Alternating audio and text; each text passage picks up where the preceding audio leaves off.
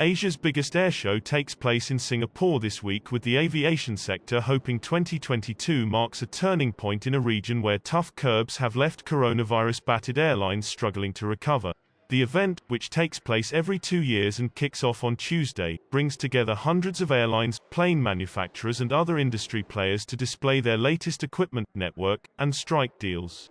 But the pandemic, which has been the biggest crisis to ever strike the sector, will cast a long shadow, with industry leaders focused on the question of whether air travel will finally pick up in the Asia-Pacific. While the United States and Europe have eased restrictions and demand has rebounded, Asia lags far behind, with foreign tourists barred and mandatory quarantines still in place in many countries. There are positive signs for 2022. Several places, such as Australia, New Zealand and the Philippines, are lifting bans on overseas visitors, but industry figures warn there is a long way to go. We've seen the recovery come in very strongly in North America and Europe when the restrictions were eased. Anand Stanley, the Asia-Pacific chief for European plane maker Airbus, told a forum before the airshow. Asia still has to follow that track. We still have semblances of a quarantine-based regime, border closures.